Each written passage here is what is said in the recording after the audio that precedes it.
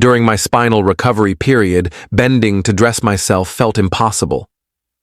My spouse entered our bedroom as I wrestled with footwear, took one glance at my struggle, and sneered, "You're like malfunctioning equipment, worthless and occupying valuable real estate." When I remained silent, she added, "Truthfully, I question why I even return here anymore." Rage simmered beneath my pained smile as I replied, "I'll manage." Last evening, she came to regret every cruel syllable. Have you ever experienced that surreal moment when someone's words seem so outrageous you question your own hearing? That was my reality 3 weeks prior. For context, I'm a 38-year-old man recovering from major spinal surgery 6 weeks prior, herniated disc from improper lifting technique. My occupation involves physical labor that sustained me for 20 years. Confined to home recovery, the initial month was excruciating. Even bathroom trips brought tears. By week 5, slight improvement came, but bending still felt like ice picks stabbing my vertebrae. There I sat on our bed's edge, battling with socks. Typically mindless tasks become Herculean efforts post-surgery. My wife of 8 years, Pamela, 36, observed my struggle without offering aid. Sweat beaded on my forehead as I used the hospital-issued grabber tool to maneuver my sock. Then came the verbal dagger. "You're like malfunctioning equipment, worthless and occupying valuable real estate." I froze completely. Had my life partner truly compared me to defective kitchenware? Her expression showed no humor, only irritation. When I failed to respond, what does one say to such cruelty, she escalated. Truthfully, I question why I even return here anymore. Something inside me fractured, not explosively, but like a silent circuit breaker tripping. I smiled through agony, claiming I'd be fine, but internally, I was finished. Our marriage had been crumbling since my injury disrupted our income. Pamela revealed a callousness I never suspected. Eye rolls at requests for help, sighs about medical expenses, constant reminders of her financial burden. While I admittedly felt burdensome, hearing those sentiments vocalized changed everything. Later, my brother Jared's horrified reaction confirmed this wasn't normal marital strain. "That's textbook emotional abuse," he stated. "You wouldn't speak to a pet that way, let alone an injured spouse." His perspective illuminated patterns I'd normalized, belittling comments about my earning potential, unfavorable comparisons to her friends' partners. The turning point came when Jared asked how I'd react if his wife spoke to him similarly. Without hesitation, I said I'd defend him. The clarity was startling. That night, I began documenting everything. Call it paranoia, but instinct demanded evidence. A voice recorder app captured gold the very next day when Pamela returned from upscale shopping, despite our supposed financial strain, and mocked my request for water during physical therapy. It's like parenting a perpetual child. At least children eventually become independent. Over subsequent days, my archive grew.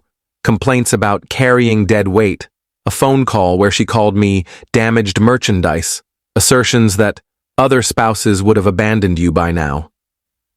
Each remark fortified my resolve. The financial betrayal proved most egregious. While searching for insurance documents on her unattended laptop, I discovered systematic transfers from our emergency fund to her private account, the same one funding spa treatments, luxury lunches, and online splurges. My mother's counsel confirmed my suspicions. Partnership means supporting each other through hardship, not compounding the pain. With legal consultation, I took protective measures, redirecting disability payments, securing important documents, cataloging her financial deception.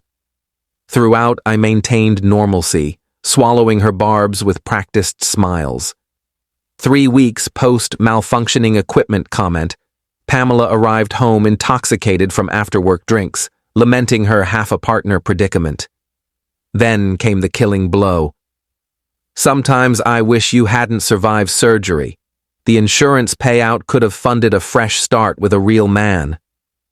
Rather than erupt, I calmly replied, "We should discuss our future." Her stunned expression was priceless. Today marks the reckoning. My brother assists with next steps, while Pamela remains oblivious to the storm approaching. Physical limitations don't mandate spiritual surrender. Update 1. 2 weeks since initial posting. Your support helped validate my perspective. Yes, this was unequivocal emotional abuse. The morning after sharing my story, I awoke with surreal calm despite sleeplessness and exacerbated pain. Pamela departed without our now customary morning check-in. My sister Vicky arrived with breakfast and tactical precision, helping audit our finances. The discoveries sickened me. Secret credit cards funding lavish personal expenditures, even pilfering from my mother's elder care fund. Vicky assisted in securing evidence and scheduling divorce consultations. That evening, I initiated Operation Malfunctioning Equipment, not retaliation, but revelation. I ceased all household management I'd painstakingly maintained. Bills, maintenance, groceries. When Pamela complained about dinner, I shrugged. Malfunctioning equipment, remember.